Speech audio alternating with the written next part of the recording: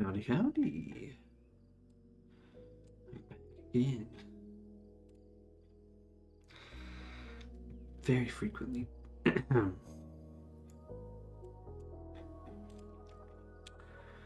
So, dogs have been out to potty. Got my water and stuff. Got some light background music. I think it's good.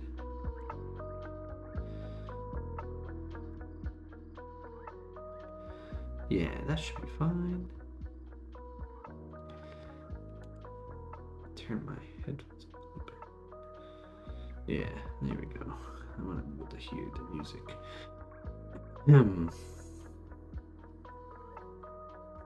So today, I think what I'm going to do is I need to figure out. So what I want to do is put, all right, like editing the world file, you know, in any kind of interface that I can build, right, in any kind of time frame.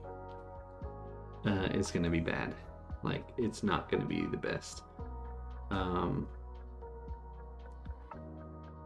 So what I want to do is figure out, you know, my first thought, right, is the format is not a million miles away, like inside the BWM file.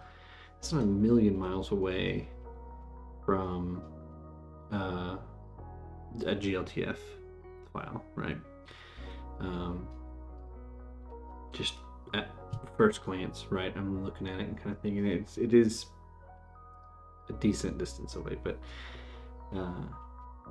it's fairly close, or at least it's close enough that I can hopefully do it. And this is a very modern format that is getting support basically everywhere. So whatever editor you prefer, right, Blender, or if you wanted to pull it into some kind of engine and modify it that way, kind of exists. I don't know if like Unity and Unreal can save back out to GLTF. Godot has a tiny bit of functionality to save back to GLTF. I don't think it's, I don't really know. It might be. Of course, Blender, the docs I have pulled up here, right? It's the main target that I'd be thinking of for editing stuff. But I tested something, and it's the indexes at the end of the file. So we have everything we could want, right? We have, you know, the file is basically broken down into, we have the vertex coordinates, the vertex data, like vertex colors and that kind of thing, the vertex indexes, which is the kind of ordering they go through, and then we have the matrices to modify their position and translation. There's this chunk of unknown data, which I actually am curious as to how big that is. And then we also have, right, and then there's the much more kind of high level representation of stuff that you kind of be messing with the most, at least at the beginning, which is the meshes, which are just kind of pointing into the vertex data, the objects, which will point at a mesh and a matrix and an instance, right? Or it's probably that, you know, you have the mesh, you have an object, the object points at an instance, the instance, well, I guess the instance doesn't have any indexes within it, but it's the same index, you know, every instance has a matrix, right? Those are hard tied together. None of the files that exist have a mismatch there. But you have, you know, an object and you'll have several instances, right? And so like an object and a mesh can kind of almost come together, and an instance and matrices can. And then you have those indexes at the bottom. The indexes all point into instances or matrices, either way you want to think about them, because that is your big list of stuff. But what they mean, we don't know what they mean. We understand their format now, I think, pretty much exactly. And so, like, I have just some logging happening when I do this here. So, like, this had no vertex data, or no unknown vertex data. What I want to do real quick is I'm going to, let's change a bunch of these. We'll say if view size,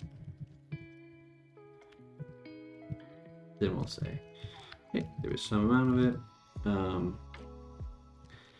I must turn all the rest of these back to debugs, because we don't care about seeing them right now, just this one.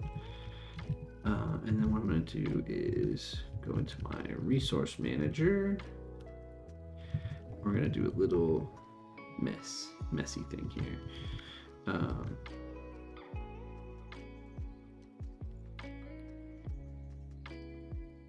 This is beyond all my indexes. Load master index. Where's my start point here? Oh yeah, no, my load index is my wrapper here. Yeah.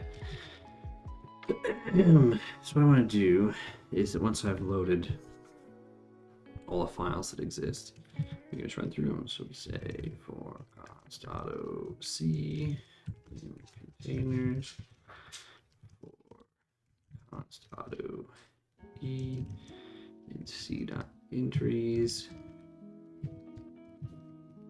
Do stuff. So what I think we're going to do, right, is if e dot destination suffix is equal to .bwm, we will go ahead and just do our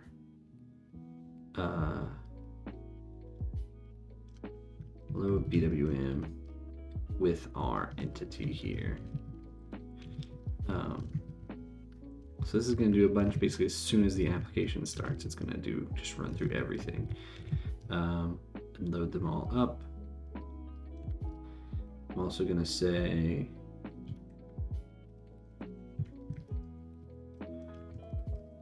loading this, or actually we're going to say loading, or e dot destination file name. We just need that very end a little bit. And so this will tell me, just so I can get like in my log there when I run it, I want to just see what files have that unknown data and how much of it there is. I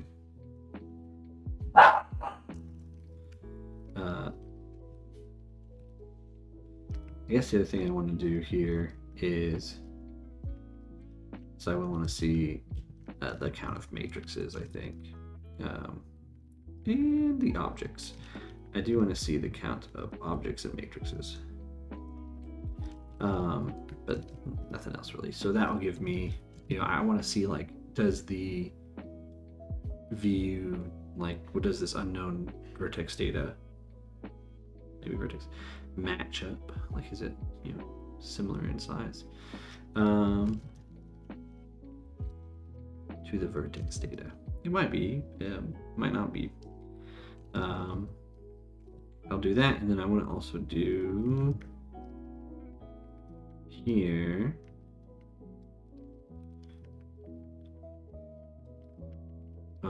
we're not gonna omit that, just so that my interface doesn't like kick over, keep flickering back and forth to this. And so it's gonna do a ton of stuff. Did it do it fast? Is it still doing things?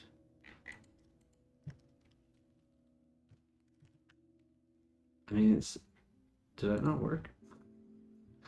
But I do. Oh, I think I have a. I don't think my suffix there gives me a dot. I think I just get the actual text. Yeah, yeah, yeah. So you see, it's flickering as it loads. So it's like, oh, I'm loading, I'm loading, I'm loading, I'm loading. That's okay. Does nothing have? So I'm watching that down there in the very bottom. I'll make that bigger for you guys. So we'll zoom this in a bit. So, I mean, what I was doing here, right, is I just want to see, like, does any of these files, there's only 36. Oh, look, what was that? No, look, it's red, red, red, red, red. We're looking for just like the word skipped, really.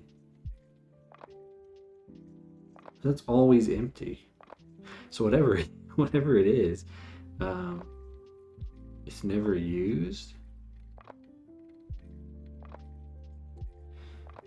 Just to be sure that I'm not like dumb, we'll just print off.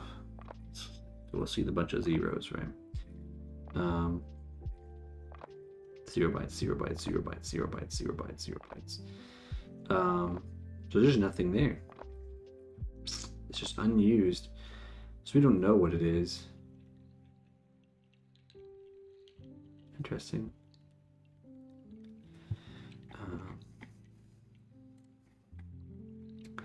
So skip 0, skip 0, skip 0, skip 0, skip 0, skip 0, skip 0, skip 0, skip 0, skip 0, 0, 0, 0, 0, 0, 0, 0. So many zeros because it's just nothing. It's never used. So nothing in this R2 uses anything in that chunk of data. So I'm going to note that down here.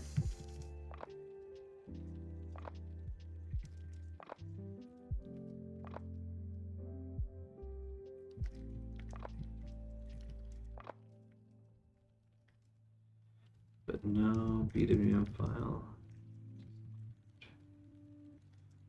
2.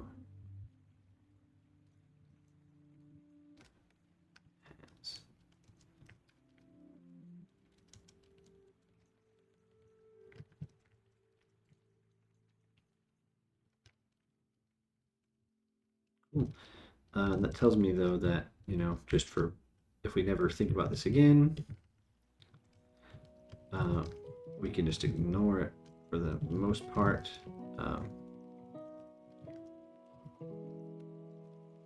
And if we do see it, we'll just do a warning so that I can notice that if we start trying to maybe use some of this code on, say, Death of the Outsider or something, we can see that. So no, yeah, there's nothing there, which is good. So there's that verified. I think I added some notes here. So like, there's always at least one of these groups, often far more. They can be empty, but they are never duplicate indexes. So basically, I did check and verify.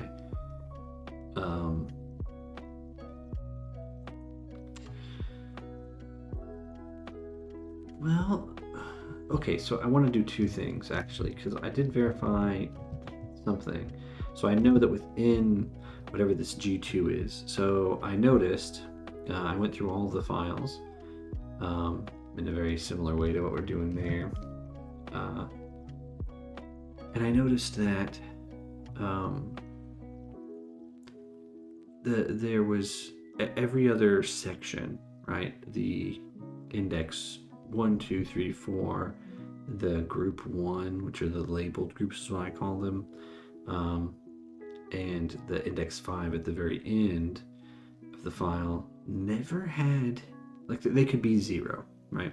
there was at least one file in the game where those were set to 0, but not group 2. I also tried just modifying a file and setting it, all of them to 0, just emptying them all out, zeroing them out so that there'd be nothing there.